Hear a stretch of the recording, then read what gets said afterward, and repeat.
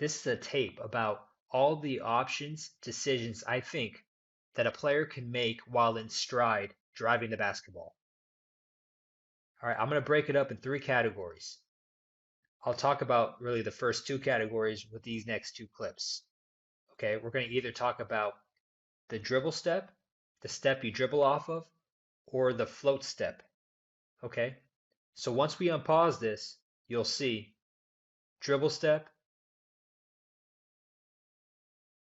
float step, dribble step,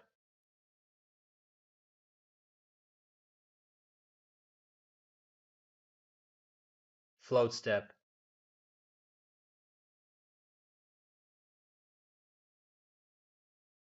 dribble step.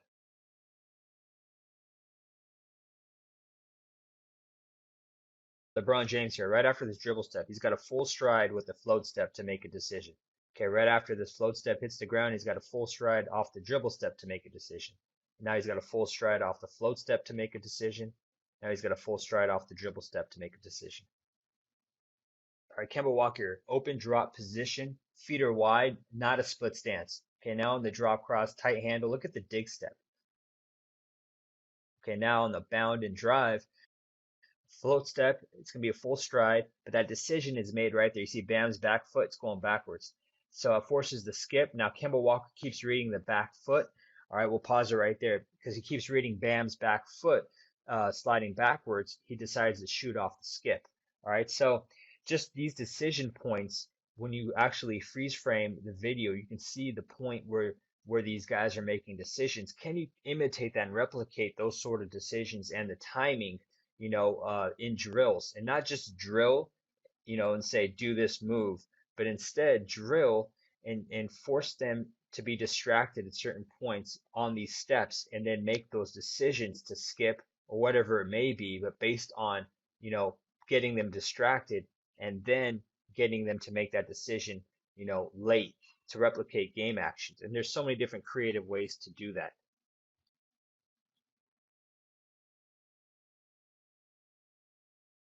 Brandon Ingram here delays his drop, popping his feet, good pocket. Okay, now in the flow step, he sees the space early. Okay, he's got more space than Kemba did the last clip. Here you could tell he's deciding to shoot. All right, he's about to pick up.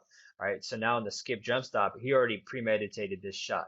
All right, if we pause it right here, this shot is a lot easier than the Kemba Walker shot, the clip before, because Kemba Walker on the skip, he was still reading Bam's back foot sliding backwards, and then he decided to shoot kind of mid-air while he was in the skip. Here, Ingram, when he planted that float step, skipped into a jump stop shot, already knowing he was going to do that. Okay, so it's going to be a higher percentage. But I'll tell you what, if you practice the lower percentage Kemba Walker plays in your off time in practice situations, these sort of reads right here and these shots will be a lot easier to make in games. Okay, so you can make the harder ones in the late decisions, but you can really make the easier early decision ones. Open drop, push cross. All right, Kemba Walker has probably made the decision to skip right before he landed on this float step. All right, we'll keep it paused. Once we unpause it, look at Walker's eyes. He's looking off the defender and he's looking at the big. All right, while he's in the air. And he's going to find the rim late on his jump stop shot. All right, so there's a lot of different skills here that he has to be really good at, okay, as far as his eyes, when to find the rim, and just his comfort level in terms of looking off the defense while he's midair. Jamal Murray, all right, great back foot right here on the drop. Great back foot. Okay, now on the drop cross, the float step, all right, you can see it. All right, at this point, okay, let's pause it right here. At this point, he is reading Alex Caruso. Okay, he can tell because Alex Caruso's right foot is going backwards that he won't be chasing him off the screen. Okay, so now at this point, he knows he can skip, all right, to get his feet set, and he'll have space to shoot the ball. So this is going to be an early decision. All right, kind of like the Ingram clip we saw 2 clips ago. All right, Steph Curry, good push. Okay, this is going to be like a coach playing defense, exaggerating a defensive read. Okay, this is a great drop cross. All right, All right, we'll freeze it right here early. Okay, you can tell Nene he's stuck in mud. All right, this read is really probably being made here and early. Okay, this is gonna be really early on the float step. Curry knows he just wants to get a little extra separation. Instead of 1-2ing into a shot, he decides to just skip and get a little more separation into skip into a jump stop three. All right, LeBron James here. We'll hit pause. All right, so on this drive, early in this float step, all right, I'm gonna say halfway through the stride of that float step, the decision's being made. You can see LeBron's eyes. He's looking in front of him. There's a lot of space. Okay, his left hand is coming over for the gather, so you can tell he's like, all right, I'm gonna get into this. Okay, and what this is, I'm just gonna talk about what's gonna happen later on in the clip. He's gonna skip with the float step, the left leg. He's gonna step and skip. All right, and then in the air, he's gonna get into a right-left finish, which we call a power stop. It's outside inside finish, and he was going to glide more towards the left side of the rim. Right, that's what's going to happen in the future. Okay, he knows this now. All right, now he's able to manipulate on the skip. So let's hit play. All right, we'll pause it right here. A skip into power stop, and has time right here since he already knows his decision to do that to pass fake. So if you remember Kemba Walker's clip a couple clips ago, Kemba Walker skipped, knew he was going to skip into a jump stop 3-point attempt, but in the air, he had his eyes looking off the defense.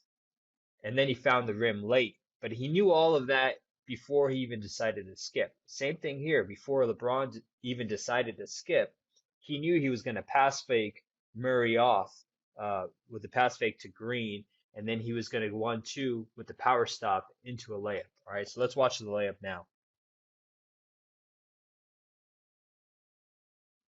All right, Damian Lillard here. Okay, good looking drop right there. Okay, now he goes drop behind as a counter. All right, we'll pause it right here. Okay, on the float step. All right, that decision's made later. It's made pretty much when that float step was on the ground. All right, he sees the paint in front of him. Now, if he gathers, the first few clips of this tape were about deciding to skip on the float step. This is deciding to gather on the float step. Okay, so if he decides to gather on the float step, he has 2 steps he can take legally. Okay, now on a side note, let's talk about grip mats. All right, I talked about it on the first tape. You can get these mats that a lot of trainers use. Micah Lancaster produces really, really quality grip mats. There's a sales pitch right there for his grip mat. All right, that stick to the ground. Okay, now let's pretend that I have 2 grip mats here. Okay, so I would put one to mimic this clip. If I wanted to train this particular clip, I'd put one at the free throw line. I'd have another grip mat in that particular location right there. All right, in the paint. Okay, now on the floater, we'll pause it right there. Let's talk about the floater. Okay, this should be more of a touch shot. So watch his wrist after he shoots his floater. I like how the camera light bulbs are right there. It highlights his whole hand being spread out. Okay, so there's the touch. Players will want to shoot this as a wrist shot.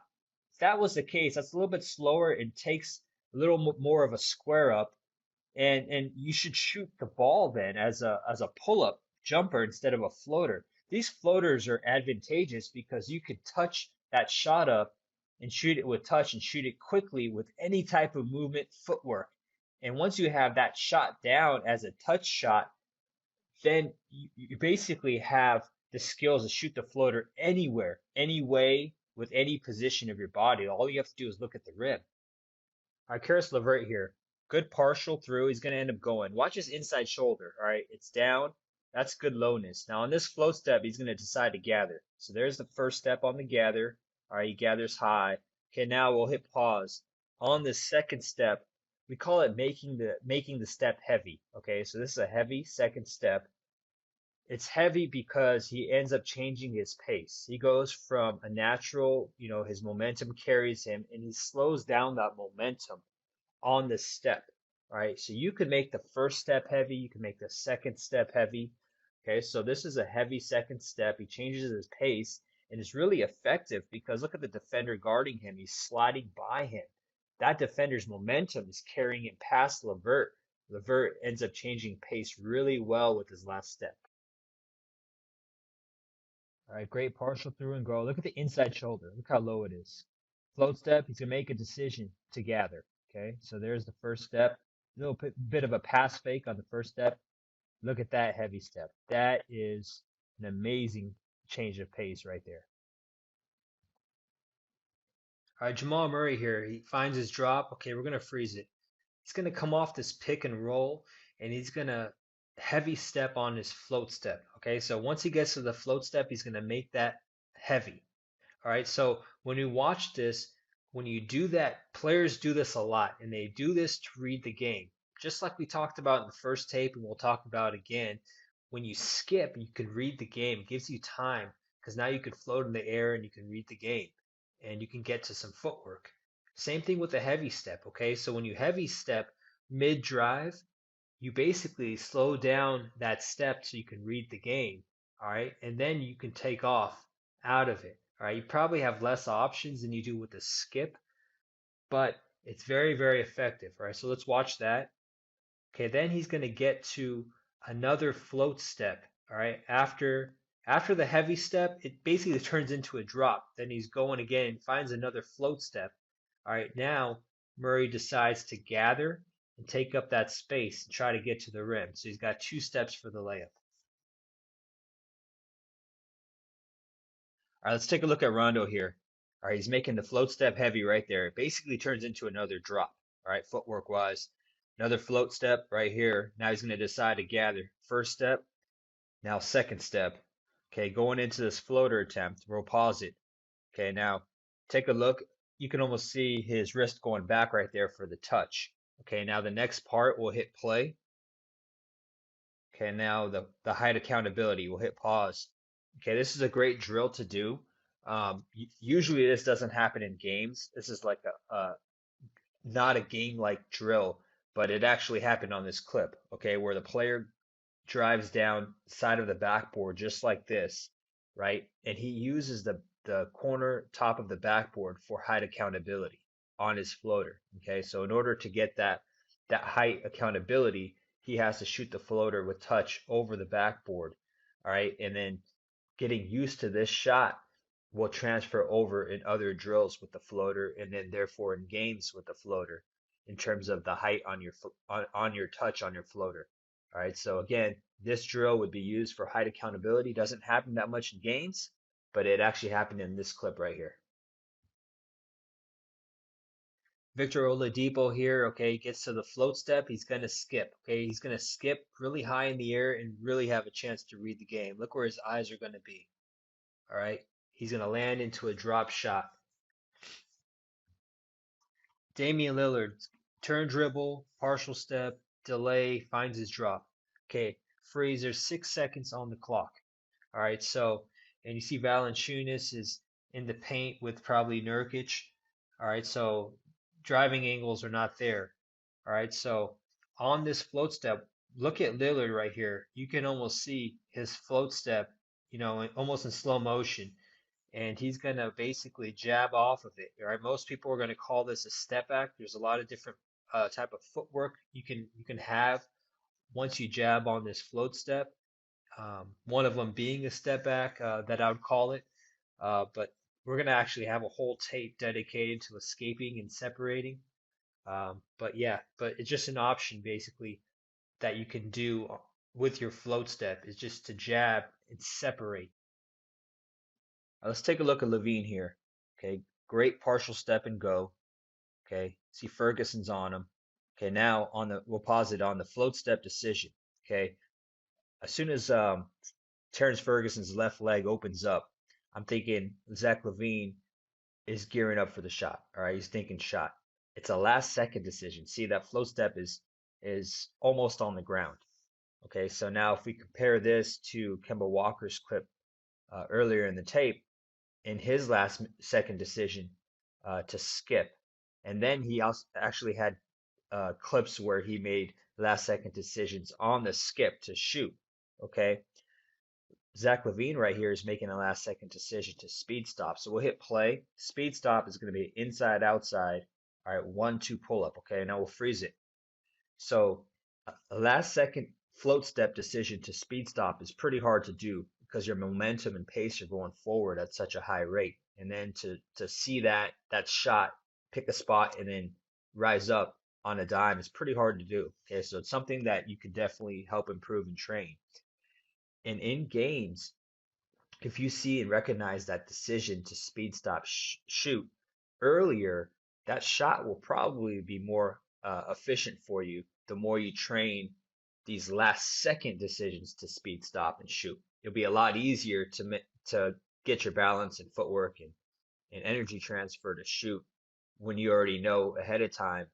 Um, it's because your skill now is elevated because you're able to now shoot harder shots. All right. Now the trick is to coach that, or as a player, put yourself in drills where you're making this last second read. And there's a lot of creative ways to do that. I would use rip cones a lot of times where you're sliding the rip cone on your float step, and then and that makes sure that your mind is activated on one task, and then to be able to rise up and speed stop into a shot after sliding a cone can almost simulate something like this. All right, Kawhi Leonard here is going to push, find a good drop. All right, pretty good. Okay, now we'll hit pause. All right, this float step decision, Murray starts to backpedal. And that's when Kawhi Leonard actually makes this decision on the float step. Therefore, on the speed stop shot, if we hit play, it's actually an easier shot than the LaVine clip, the clip before, okay? Because that decision is known, much earlier in that float step process. All right, Kobe Bryant, triple threat, middle jab, side jab, pause it. Okay, these jabs we'll talk about more in the post tape coming up. All right, now the side jab is going to lead. Look at that positioning. That's an open drop, really good open drop position. So he's going to side jab and go. All right, play it. Now freeze. Float step. You can see Kobe, the space he has. You can see his head down and exactly where he wants to place that float step to get into a speed stop shot. All right, so he's going to know this decision, or he knows this decision early in that float step. All right, now play it. Okay, now good looking shot. Dunleavy, Kobe respects his size, so he's going to fade. All right, now the skill of fading and shooting is an important one, especially versus size and length. All right, so a lot of times I'd put a grip mat in a spot behind the spot where I'd want the player to shoot, and I'd put it directly behind sometimes or behind to the side sometimes to test the player's ability to fade into that area of space and maintain and find a set point, a point basically where that shooting window in that shooting window to the rim is going to be in the air because you're fading. Now that skill to shoot that and have confidence shooting that shot with that sort of balance or in the air kind of finding that set point is an important skill because that player can now have confidence shooting in tight spaces especially against size and length. All right, Chris Paul here, great push into a drop cross. Now early, when we freeze it, early in that float step off of the crossover, all right, Chris Paul, just like Curry earlier in the tape, he knows he has a defender early in the float step. All right, right when he crosses, and he uses that cross step, which is the float step. He knows the defender is backing up. All right, so Curry earlier in the tape would skip to a jump stop three. Chris Paul right here is going to speed stop right into a pull up. Terrence Ross, open drop, push cross, great example. All right, now freeze on the float step. All right, early in the float step, you can see Biyombo's right foot drop backwards. He's opening up his stance. I think Terrence Ross sees this early in the float step and makes an easier decision to stop into a shot. Tatum here, let's get to the float step. Okay, His decision to shoot will be early in the float step. You can tell there's a lot of space. He sees a lot of space. Okay, now let's get to the float step on the ground, the right foot. Okay, now when we freeze it, right before the left foot comes over in the speed stop for a shot, he's going to extend it wider than a typical speed stop. Okay, we call this a fade stop. All right, by going wider with his stance, he's going to pull to the direction that he last steps in. All right, so he's going to pull off his left leg since he's widening up his stance. All right, we call this a fade stop. It's a control fade because he's electing to do it ahead of time. All right, so he's going to fade to the left. You're going to see his left leg pull and his weight is going to shift off his left leg. All right, this is a way to control your fade. And he's probably doing this because he can feel the defender right behind him chasing him. All right, Chris Paul here. It's a good drop. Look at the pocket, hand on the side. All right, he's going to turn, dribble, and bound, create some separation. Okay, now on the float step, we'll pause it. All right, he's going to make this heavy. All right, so here the heavy step, like we talked about earlier, allows him to read the game. And then try to watch his footwork right after this. He almost resets his feet, and it turns into basically another drop mid-drive. All right, he's going to do that into finding another float step. All right, now we'll hit pause. This decision, okay, if he were to speed stop into a shot, it would be challenged because he's essentially being cut off here by Harden. Okay, so he's going to stop with the same footwork as he did with the speed stop, but he's going to exchange hands and keep the dribble alive. Okay, most guys will do the speed stop exchange when we hit play with through the legs dribble or behind the back. So we'll hit pause. Chris Paul ends up going behind the back. Okay, now to get some extra separation, he's going to reverse push. All right, and that's essentially going to be pulling backwards off his back foot. Here would be the left foot. Okay, but you're going to feel that pulling going backwards. All right, most guys do that to go into a drop. All right, he ends up doing that right into a shot because when you reverse push, your feet basically replace and you have that 2-foot balance to go into a shot. Okay, so again, most guys will reverse push to attack, getting into a drop position, or they'll reverse push, escaping for a shot because their foot is going to naturally be replacing on the reverse push. All right, Walker here, heavy step mid drive, really good resetting of the foot. All right, we'll hit pause on the float step decision. Okay, now you can tell he's being cut off here. His Walker's left arm is helping to kind of ward off that defender Crowder. All right, so he's going to decide to speed stop here, speed stop exchange. Just take a look at the footwork and how clean it is on the speed stop exchange. Let's hit play. Okay, now pause it. Okay, now on this exchange, he's going to reverse push backwards. He's going to pull off his back foot. Okay, he's going to pull directly backwards. All right, now just watch the drop position after the reverse push. We'll hit. Okay, pause it. See the pocketing of the ball. All right, hands on the side. Eyes are up, reading the game. Look at the back foot. Look at the inside of the back foot. All right, the way it's angled. It's ready to explode using the whole foot to explode out of. All right, really good drop position off the reverse push. Okay, now we'll hit play. Okay, we'll pause it. He's making that first step heavy. He's making it heavy, not necessarily to read the game, but he's making it heavy to basically knock the arm and hand off of Crowder's arm and hand off. Okay, so he needs that time to kind of play arm wrestling a little bit mid-drive. All right, float step, he's going to make the decision now. That's another thing. When he's kind of, arm battling Crowder on that heavy step, he has a chance to kind of reset his footwork also and kind of find another drop. So immediately he float steps out of it and he sees the space in front of him. All right, so now he's going to make the float step decision pretty much late when that step's on the ground to gather. And he's got 2 steps. So let's watch the first step. And then the second step, I want you to pay attention on how he makes that heavy, basically gets into Crowder's body. All right, Steph Curry here is going to skip and find an inverted drop, get into a push cross. Immediately on the float step, he's going to notice that he needs to stop. All right, so he'll speed stop exchange very cleanly here. Looks really good. All right, he's going to reverse push backwards.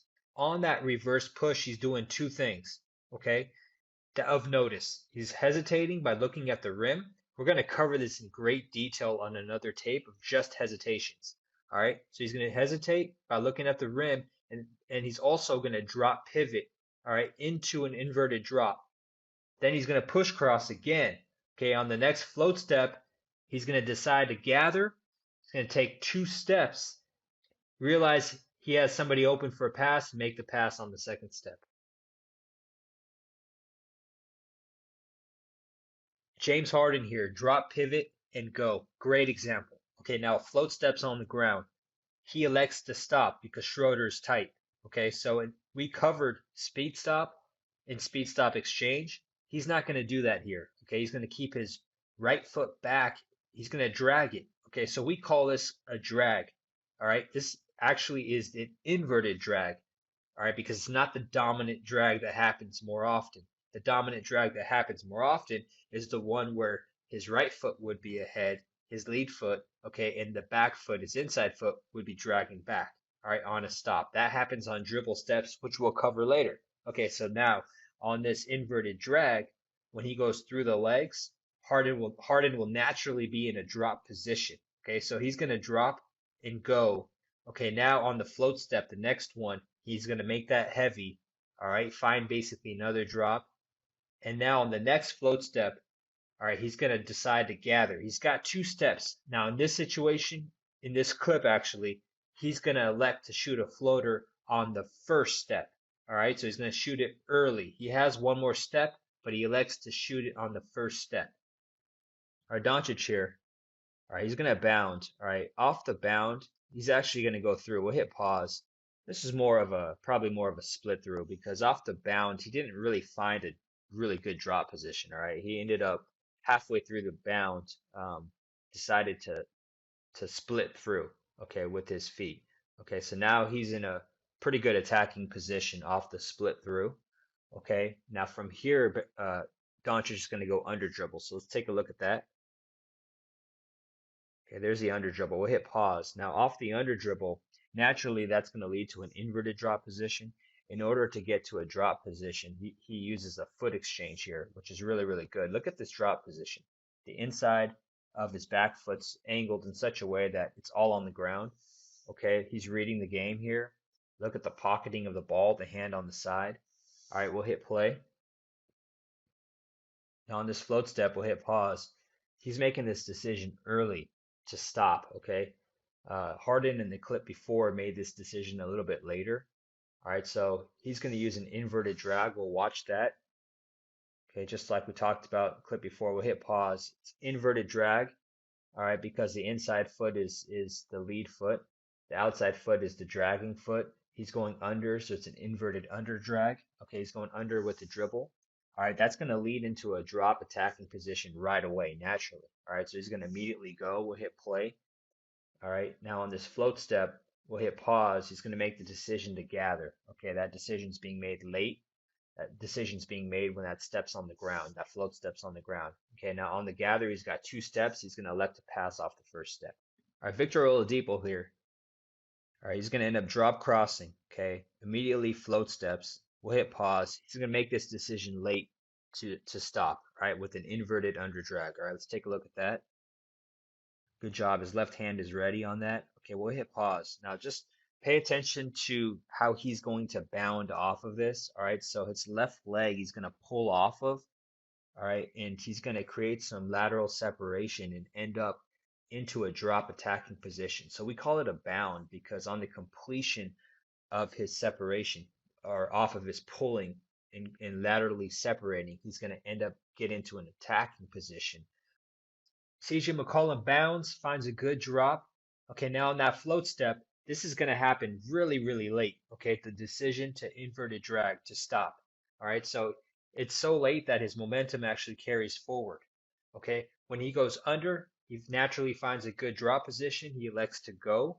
Okay, on the next float step, he decides to speed stop. He's off balance, but still gets a good floater touch up there. This is the reason why the floaters, it's huge to have it be a touch shot because you can shoot it at any angle, with any balance, any type of footwork. All right. You don't necessarily need to have as much control to get that follow through. All you need to do is look at the rim and touch it up there. All right. Ginobili here finds a drop. He's going to end up crossing off of it. Okay. Now on this float step, we'll hit pause. All right. He's going to elect to make this decision to wrap off of it. Right. So most float step or all float step wrap uh, footwork wise, it ends up looking like an inverted drag to a wrap. Okay, this doesn't happen that much in gains. I had to include this because I found it really late in making this tape process. I found this clip late, so usually the wraps happen a little bit later on the dribble step. All right, but this one happens on the float step. So Ginobili knows right now he's gonna wrap, so he's gonna plant his float step down. All right, he's gonna drag his back foot, and he's gonna end up wrapping behind the back. All right, let's take a look. So that float steps down. There's that kind of that footwork. Okay, wrap. All right, now he's gonna make the decision to jab off the float step and escape off of it for a slide step shot.